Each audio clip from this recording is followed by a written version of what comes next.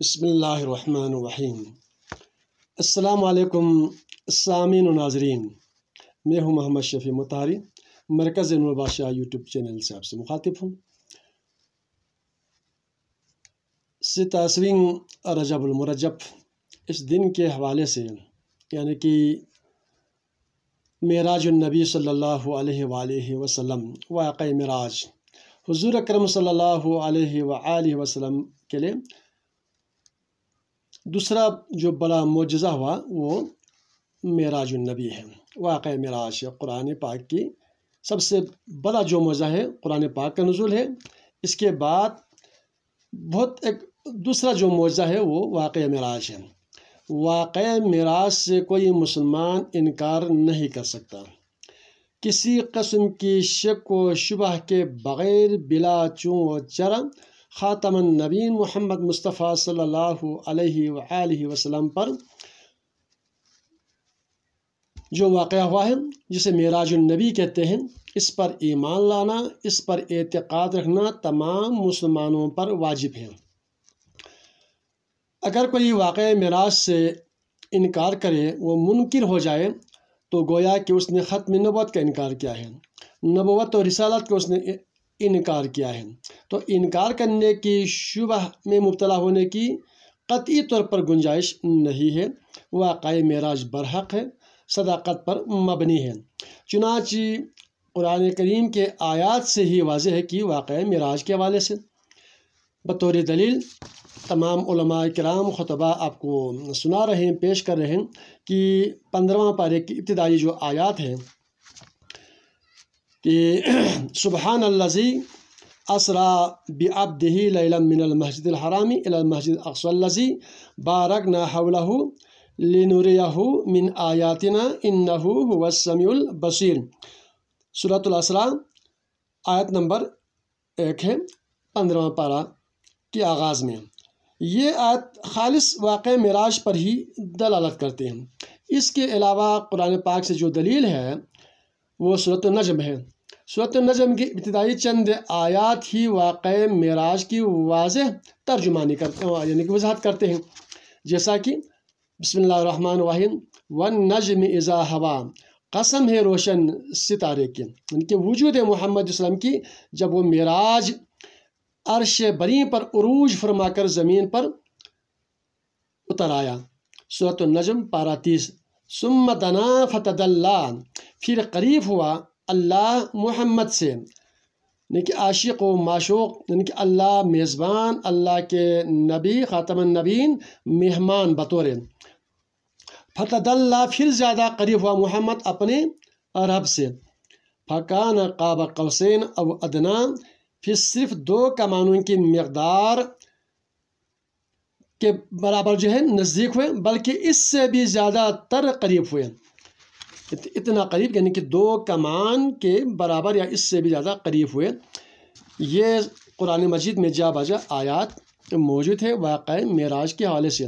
قرآن سے تو کون انکار کر سکتا ہے، واقعہ معراج قرآن سے ثابت ہے۔ تو آج آپ کے خدمت میں واقعہ معراج کے حوالے سے بہت سارے واقعات، اللہ کے نبی کو جو ہے اللہ کی نشانیاں دکھانا مقصود تھا، مہمان بنا کے اللہ نے اپنے دفتر میں بارگاہ رب العزت میں لے گئے، مختلف سفر کے مراحل کیے۔ یہ سارے آپ سن رہے ہیں، علماء کرام سے جنت کے بھی سیر کروایا، اور جہنم کا بھی وہ تھوڑا پس منظر جو اہل جہنم ہے ان کی جو عذاب عقاب میں مبتلا ہے وہ بھی، اس کا بھی مشاہدہ کروایا۔ عالم ملکوت میں، عالم جبروت میں، عالم لاہوت تک آپ پرواز کریں مختلف سفر کے مراحل طے کرتے ہوئے۔ آج میں آپ کے خدمت میں ایک ایسی آیت اور ایک حدیث مبارکہ، یہ آیت اور یہ حدیث جو ہے بالکل ریلیٹڈ ہے، تطبیق ہوتا ہے، حدیث آیت سے ہی استخراج کیا گیا ہے۔ تو دلیل کے ساتھ قرآن پاک میں اگر ہم مطالعہ کریں تو قرآن میں کئی ایسے سوال ہیں کہ اللہ نے فرمایا اے نبی آپ سے لوگ سوال کریں گے مختلف معاملات میں، جیسا کہ وَيَسْأَلُونَكَ عَنِ الْأَهِلَّةِ، چاند کے بارے میں سوال کریں گے، وَيَسْأَلُونَكَ عَنِ الْمَحِيضِ، حیض کے بارے میں سوال کریں گے۔ اسی طرح کئی سوالات قرآن میں، لیکن یہاں پر واقع معراج کے دوران جو ہے اللہ کے نبی سے اللہ فرماتا ہے اے میرے محبوب آپ ان انبیاء اور رسول سے سوال کریں۔ یہ آیت ہے جی، یہ شاید آپ نے اس پر تحقیق غور نہیں کیا ہوگا، سورۃ الزخرف آیت نمبر 45 ہے، وَاسْأَلْ مَنْ أَرْسَلْنَا مِنْ قَبْلِكَ مِنْ رُسُلِنَا، اور ہم نے آپ صلی اللہ علیہ وسلم سے پہلے جتنے بھی رسول بھیجے ہیں ان سب سے سوال کریں کہ اجعلنا من دون الرحمن آلہۃ یعبدون، کیا ہم نے اللہ کے سوا اور کوئی معبود بنائے تھے کہ ان کی عبادت کی جائے؟ آپ ان انبیاء اور رسول سے یہ سوال کریں، سورۃ الزخرف میں یہ سوال ہے۔ اب اس آیت مبارکہ کی تشریح تفسیر کی کتابوں میں دیکھنے کے بجائے حدیث کا براہ راست میں آپ کو حوالہ دیتا ہوں۔ یہ حدیث جو ہے اس کتابی میں موجود ہے، السبعین فضائل علی ابن ابی طالب، حدیث نمبر جو ہے 49 ہے، اور اس حدیث کو یہ مذہبی کا غلام حسن حسون نے ایک مجموعہ حدیث کا ایک کتاب شائع کیا ہے، مجموعہ احادیث ہمدانی جلد نمبر 2، امیر کبیر کے جو احادیث ہے کتابوں میں اس کو نقل کر یہاں پر ایک حدیث یہاں پر ہے۔ تو اس آیت کے مطابق جو سوال کیا تھا اس کی تفسیر اس حدیث سے وضاحت ہوتے ہیں۔ آپ اس کو غور سے سنیں، اس کو پڑھیں، اس کا متعلق اس پر تحقیق کریں۔ حدیث نمبر 49 ہے اس کتاب کے حوالے سے، جس میں ٹوٹل مجموعی طور پر 70 احادیث مبارکہ ہیں جو کہ علی علیہ السلام کے شان میں ہے، سارے کے سارے احادیث، کچھ جو ہے نور پنجتن کے شان میں بھی ہیں۔ تو حدیث نمبر 49 ہے، راوی حضرت ابو ہریرہ ان ابی ہریرہ قال رسول اللہ صلی اللہ علیہ وآلہ وسلم لما اسرا بی فی لیلۃ المعراج فاجتمع علی الانبیاء فی السماء فأوحى اللہ تعالی صلهم یا محمد صلی اللہ علیہ وآلہ وسلم بماذا بعثتم فقالوا بعثنا على شهادة اللہ الہ الا اللہ وحدہ وعلى الاقرار بنبوتك والولایت لعلی ابن ابی طالب۔ حضرت ابو ہریرہ سے روایت ہے کہ رسول اللہ صلی اللہ علیہ وسلم نے فرمایا جب معراج کی شب مجھے آسمانوں پہ لے جایا گیا تو سارے نبی میرے پاس جمع ہوئے۔ اللہ تعالیٰ نے میرے طرف وحی کی، اے محمد صلی اللہ علیہ وآلہ وسلم ان سے پوچھو، ان رسول سے پوچھیں کہ انہیں کس بات کے ساتھ مبعوث کیا گیا تھا۔ انہوں نے جواب دیا کہ ہمیں لا الہ الا اللہ کی شہادت، آپ صلی اللہ علیہ وسلم کی نبوت اور علی ابن ابی طالب کی ولایت کے ساتھ مبعوث کیا گیا تھا۔ یہ حدیث مبارکہ ہے، ان دونوں کتابوں میں ہے۔ ہم اس کی مزید تحقیق کریں گے کہ صحاح ستہ کی کون سی کتاب میں موجود ہے، حدیث نمبر کیا ہے، اس پر ہم مزید انشاءاللہ ضرورت پڑے تو گفتگو کریں گے۔ تو کبھی یہ نہ کہنا کہ علی علیہ السلام کی شان میں یا اہل البیت علیہ السلام میں کوئی حدیث ہو تو اس کو ضعیف نہ سمجھیں، اس کو من گھڑت نہ سمجھیں، اس کو کمزور نہ سمجھیں۔ یہ تو کتاب آپ کو یہ بہت بڑا کتاب لینے والا مصنف ہے، مؤلف ہے، اس میں بھی حدیث نمبر، اس کا جو راوی یہاں لکھا ہے کہ ان ابی جابر ابن عبداللہ، ان کا روایت یہاں پر نقل کیا ہے، اور اس کتاب میں حدیث نمبر 49 ہے اور حضرت ابو ہریرہ راوی ہے۔ تو واقع معراج کے حوالے سے جو ہے یہاں پر یہ آیت اور یہ حدیث آپ کے سامنے پیش کیا ہے۔ خلاصہ کلام یہ ہے کہ تمام مسلمانوں کو واقع معراج پر اعتقاد رکھنا واجب ہے۔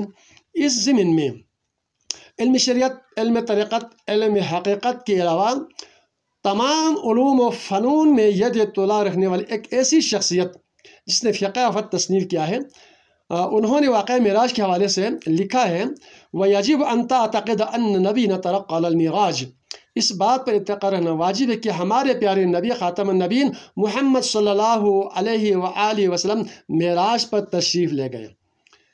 وعبر على السماوات بجسد يليق بالعروج وهو جسد مكتسب لطيف خفيف، اور آپ صلی اللہ علیہ وسلم نے عالم بالا کو عروج فرمانے کے لائق مناسب جسم کے ساتھ جو کہ ایک انتہائی خفیف لطیف اکتسابی جسم ہے، وبولوجه مع فتح ابواب السماوات معراج پر آپ کا لے کے جانا آسمانوں کے دروازوں کے کھولے جانے کے ساتھ ساتھ ہوا۔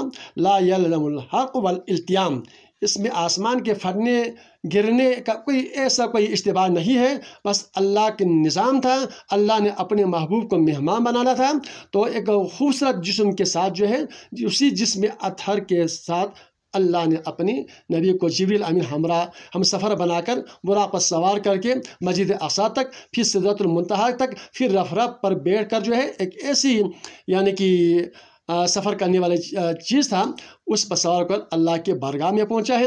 تو یہ واقعہ معراج کے حوالے سے شاہ سید محمد نور بخش نے انتہائی خوبصورت انداز میں اس واقعے پر اعتقاد رکھنا تمام مسلمانوں پر واجب قرار دیا ہے۔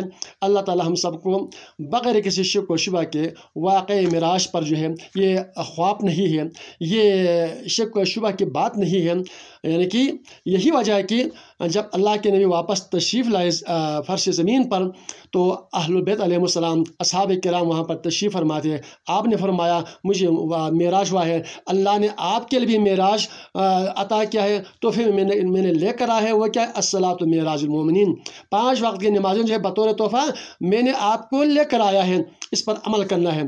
تو حضرت ابوبکر رضی اللہ تعالیٰ عنہ کو سامنے جب یہ بات پیش کیا تو آپ نے کہا کہ صدقت یا رسول اللہ، آپ جو کچھ فرماتے ہیں آپ نے سچ فرمایا۔ تفسیر میں یہی وجہ ہے کہ اس موقع پر حضرت ابوبکر رضی اللہ عنہ کو صدیق اکبر کہا جانے کی جو نسبت ہے وجہ یہ بھی ہے۔ تو جن کا ایمان پختہ تھا، جن کی حضور صلی اللہ علیہ وسلم سے ختم نبوت کے حوالے سے اور آپ کے رسالات پر یقین ہے، ایمان ہے، وہ بغیر کسی شک و شبہ کے اس پر ایمان لائیں گے۔ اور حضرت علی علیہ السلام یہ سارے معراج کے واقعہ جو ہے مشاہدہ فرما رہے تھے، یہ بھی تفسیر میں موجود ہے۔ تو طوالت کے پیچھے ہم یہاں پر اکتفا کرتے ہیں۔ اللہ تعالی ہم سب کو واقعہ معراج پر اعتقاد پختہ رکھنے کی، راسخ رکھنے کی توفیق عطا فرمائے۔